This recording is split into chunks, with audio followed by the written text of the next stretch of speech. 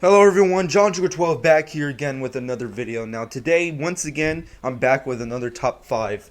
Now, seeing as how I'm a big fan of the El Rey network, which of course, if anyone who has yet to realize, Robert Rodriguez launched a new TV network that he calls El Rey, which he likes to post like various different types of films, grindhouse type films, kung fu films, martial arts type films, blaxploitation films, his own films, and Tarantino films, and of course he's also launched the TV series From Dusk Till Dawn, which is obviously based off his own TV network, and his own movie franchise.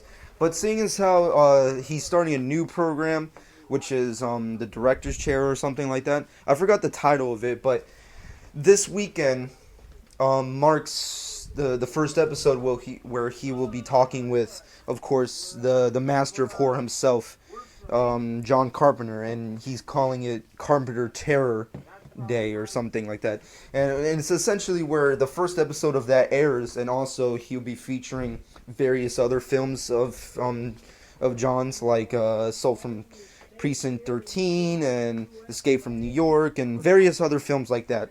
And I thought, like, well, that was really fucking cool of him to really do that and like dedicate a whole day to the man himself. And in tribute to that, I decided, like, well, why not just do a top 5 of like my favorite Carpenter films? Because even though Carpenter hasn't really done like a major picture in several decades, he's still a master of horror. You know, there's various other great directors out there who just stand out as a master of horror, and Carpenter is exactly that. He definitely is the poster child of a master of horror when it comes to the horror genre, or specifically the slasher genre of the cinema.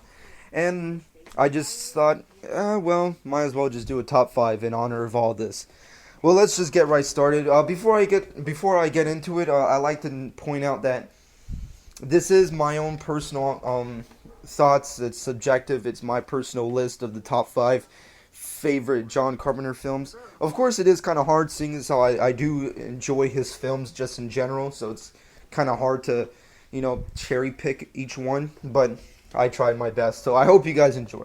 Let's get down to it. Number 5 has to go to Assault on Precinct 13, the original, and it's just an amazing film. It's definitely his first major film post film school, which of course he did Dark Star with various other film students, and it's like his first actual movie where he had a budget and actually had like, I guess, companies backing him, and it kind of shows like a lot of like things that Carpenter likes to do with his movies to come. Like there's like just various awesome cool stuff. It definitely stands out as one of those type of movies, like those 70s grindhouse, like the Warriors-esque type movies.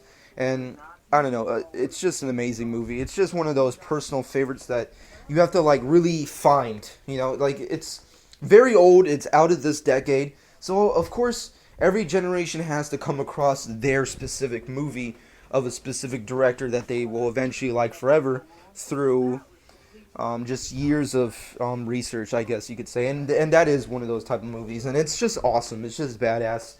It's one of my personal favorites. But let's move off of that and go right into number 4, which has to go to They Live. They Live is just awesome. It's just one of those type of movies that makes you think in a really good comedic way. There's like a certain period of time where I think there's a good chunk of Carpenter films that weren't specifically commercially successful for various reasons, and this is one of those movies. Like it's definitely at the time of its day didn't make its mark as like an epic cool movie.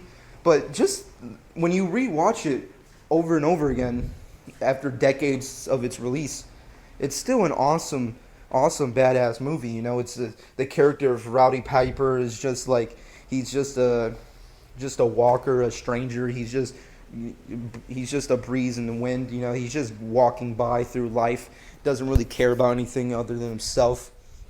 And then he finds himself in this city where the entire population has been taken over by fucking aliens, but nobody knows it because the aliens have developed like this way of cloaking their identities amongst human society, where they're controlling humans, and it's really fucking interesting and cool. I mean, like if you did that movie today, I'm pretty sure it would be like an epic movie, like just a straight up like epic, like a Noah type movie. You know, it's just pretty badass, and plus it has one of the coolest fight scenes of all time between the two main characters, you know, that last almost forever. And I'm pretty sure everyone knows this fight, seeing as how it was parodied on South Park, which is equally as hysterical. But the movie is just awesome. I just love the design. Of course, it's, you know, taken from like old like sci-fi movies of the time, and it's just an awesome, cool flick. It's just enjoyable, and I just love They Live. It's just one of those movies that you just watch and watch and watch, and you never hate it. It's just enjoyable every time you check it out. I just love it. But let's move off of that and go to number 3, which has to go to Escape from New York. Escape from New York is possibly Carpenter's most epic, big budget, over the top movie. You know, like there's various movies that you can possibly like cherry pick and say like, oh no, that's that. But Escape from New York is basically that. I mean, like it's an post-apocalyptic world where the character of Snake Plissken is just he's just the ultimate badass. You know, he's just a character who just can do anything and does whatever he wants, and essentially just tries to get by. You know, and I just love it. It's just an enjoyable movie. It's one of those things that when you think twice about it, you really notice that it is a pretty epic movie. It's just enjoyable all around. You know, it's just, when I think of Escape from New York, I think just of all the great times that you have seen each point. You know, like the fighting, or the action, or like Kurt Russell's performance as Snake Plissken, you know, or the city, which ironically is not even in New York, but it's still kind of cool. And it's just an epic, really cool movie, and it's just enjoyable. Okay, going at number 2 has to go to John Carpenter's The Thing. The Thing is obviously a big, well-known around sci-fi horror movie. But Carpenter's remake of Howard Hawks' The Thing is from another world. It's just way more badass. I mean, like, of course there's various other remakes of this, but Carpenter's is the best. It's just an awesome, badass movie. The Thing is just cool. It's just epic. And I know I keep saying epic, but it's kind of true. Like, when you go back and watch Carpenter films, even at its low budget and, I guess, just... I guess I don't want to make it sound disrespectful, but kind of crappy quality of it all. Just even at that, it's still pretty epic. Like, his movies are pretty epic. Like, if you did them again today, they would be just over the top movies. And the thing is that, I mean, like, it's pretty big, ambitious movie. You know, it's just an all male cast stuck in Antarctica, fucking super, super cold icicle fucking chamber. An alien who can shapeshift and turn into other people, and he's just on a killing rampage. You know, and Kurt Russell is and Keith David are trying to kill that fucking bastard. He won't fucking die. It's just awesome, and it's just horrible, like, how things end for every character. It's just scary, and the way the alien was designed and how the creature effects were. I mean, like, they did it again, The Thing. But the CGI version just sucks dick. Like, I don't care. This is pre-CGI. This is when shit got real, you know? And The Thing is definitely that. If you don't even like Carpenter films, or don't even like any type of movie that he does, at least check out The Thing. The Thing, even if you don't even care about the story or the actors in it, the creature effects just kill it. It's just an amazing movie, alone with the creature effects. It's just fucking badass. But before I get to my number 1, I'd like to give you some honorable mentions that didn't get on the list. First has to go to Dark Star. Dark Star is just awesome. Big Trouble in Little China, also pretty cool. Starman. I also like Prince of Darkness. I know a lot of people were like, why did that get on your list? I'm not really... Like, I like Prince of Darkness, but it's not amazing. Let's see, another Carpenter film, Vampires. I know people don't like vampires, because like I guess generally people don't like Carpenter films through the 90s, so to speak, but I actually like Vampires. I liked it a lot back in the day. It was pretty fucking cool. It was like a Western meets Gothic vampires. I liked it. And just various other movies like that. I mean, Carpenter is definitely the master of horror, and he's proven that time and time again through various movies. But of course, none of them top the first movie that opened the doors for various other people, including himself, which of course has to go down to John Carpenter's Halloween. The Halloween is my top one anything of movies, horror movies, just movies in general. It's just epic, awesome, badass movie.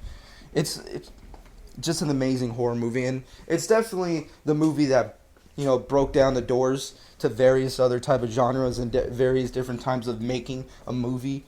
And of course, a lot of people that can debate that. People are like, "Oh man, they didn't create the slasher genre. That was Black Christmas and Texas Chainsaw Massacre and Romero's movies, and stuff like that."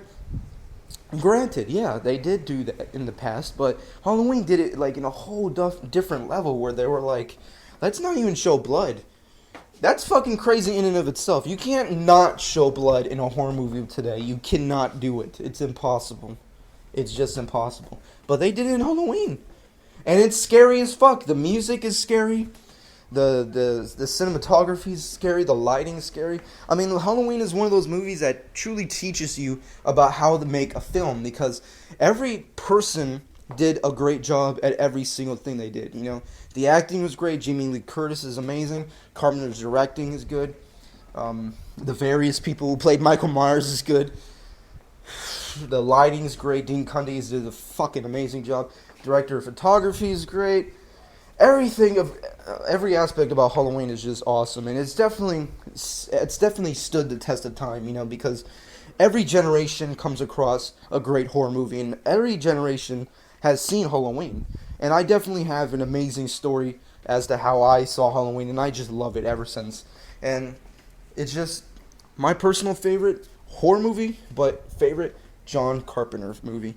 But that's going to be it. I hope you guys enjoyed this little video. It's my top 5 favorite John Carpenter movies. And I hope you guys, if you have access to the El Rey Network, I definitely suggest everyone going to the El Rey Network on Saturday and definitely check out the new interview between Rodriguez and him. And also, if you want to check out the movies I mentioned in this fucking video, then of course be sure to check out El Rey Network this Saturday. But I hope you guys enjoyed, and this has been John 12. And of course, if your top 5 list differs from me completely, then of course comment below on your top 5 best and favorite John Carpenter movies. But that's going to be it. Hope you guys enjoyed.